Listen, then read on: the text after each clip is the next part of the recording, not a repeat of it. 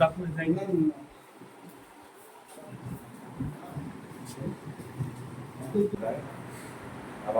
বিজ্ঞ যারা যারা আমাদের নাজমুল সাহেব যারা কর্মকর্তা রয়েছে এবং যে শিল্পীবৃন্দ আমার সামনে রয়েছেন, আপনারা আমার সম্মানে যে আজকের আয়োজন করলেন সেজন্য আমি নিজেকে অত্যন্ত কৃতজ্ঞতা বোধ করছি এবং আমি খুব নিজেকে সম্মানিত বোধ করছি। এই জন্য আমি আপনাদের দিকে ধন্যবাদ জ্ঞাপন করছি।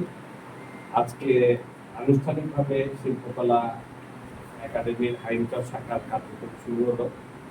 এটা আমার কাছে মনে হচ্ছে আমি একটা সৌভাগ্যপূর্ণ মুহূর্তে এসে উপস্থিত হয়েছি। এটা জয়যাত্রা অব্যাহত থাকবে।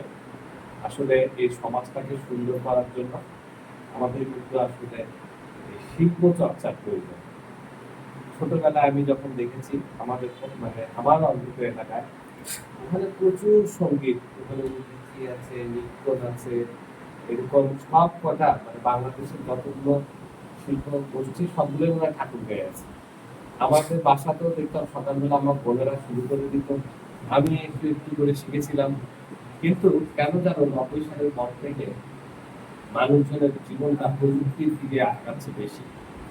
আমরা যতটা শ্রোতা ততটা গায়ক না। এখন প্রযুক্তি যতটা বাড়ছে তত এইরকম শ্রোতা বাড়াচ্ছে, গায়ক বাড়াচ্ছে, শ্রোতা বাড়াচ্ছে, গায়ক বাড়াচ্ছে না বা শিল্পী বাড়াচ্ছে না।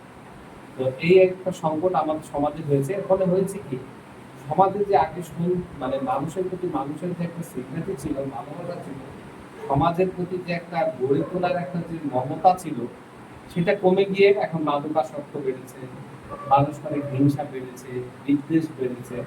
তো আমি মনে করি এই যে উপজেলা প্রশাসনের পক্ষ থেকে এমন সুন্দর একটা যে পদক্ষেপ গ্রহণ করা হয়েছে, যেখানে আমাদের এখানে খুবই প্রমিসিং অফিসাররা রয়েছেন যারা এটাকে সহযোগিতা করছেন, আপনারা এলাকাবাসী রয়েছেন, আপনারা শিল্পীরা রয়েছেন। আমার মনে হয় যে এটা একটা নমুনা হয়ে দাঁড়াবে বাংলাদেশের জন্য, যে উপজেলা পর্যায়েও কত সুন্দর একটা সংগঠন হতে পারে। তো আমি এটা উত্তরোত্তর মঙ্গল কামনা করছি। এই শিল্পকলা একাডেমির অনেক সুনাম একদিন শুনতে পাবো, এখান থেকে অনেক প্রতিভাবান শিল্পীরা বের হয়ে আসবে এবং তারা আমাদেরকে অনেক ভালো ভালো শিল্প, অনেক গান, কবিতা, আবৃত্তি জাতীয় পর্যায়ে পর্যন্ত সকলের কাছে পৌঁছে দেবে। তা আমি সবাইকে ধন্যবাদ এবং কৃতজ্ঞতা জানিয়ে আপনাদের প্রতি পুনরায় মঙ্গল কামনা করে আমার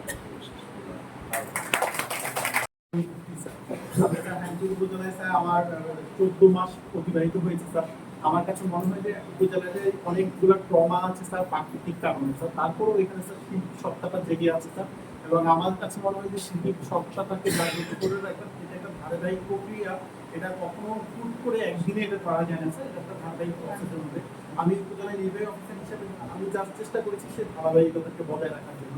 আমি বিশেষ করে তার ধন্যবাদ দিতে চাচ্ছি আমার স্যার সম্মানিত আমার ডিসিএল স্যারের উৎপত্তি নির্দেশনা ছিল এবং এই বিষয়ে স্যারের একটু কঠোর নির্দেশনা ছিলেন অবশ্যই উপজেলা পরিষদ শিল্পকলা একাডেমি করার জন্য। এই উপজেলায় স্যার শিল্পকলা একাডেমি ছিল না স্যার, আমরা উপজেলা পরিষদের পক্ষ থেকে আমাদের প্রতিনিধি নিয়ে আমরা শিল্পকলা একাডেমিটা গঠন করেছি স্যার।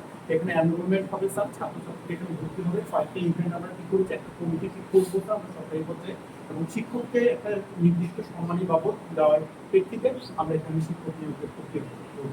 আপনাকে অসংখ্য ধন্যবাদ স্যার, আপনার ব্যস্ততম সময়ের মধ্যে আমাদেরকে সময় দেওয়ার জন্য এবং ফ্যান্সি উপজেলা শিল্পকলা একাডেমিতে আপনি উদ্বোধন করার পরে আমাদেরকে যে সময় দিয়েছেন স্যার, আমরা আমাদের ফ্যান্সি উপজেলা আপনার এই অবদানটা এবং আপনার এই ব্যস্ততম সময়ের মুহূর্তটা আমরা যদি ধরে রাখতে পারি সে অত্যন্ত চেষ্টা করবো। ধন্যবাদ।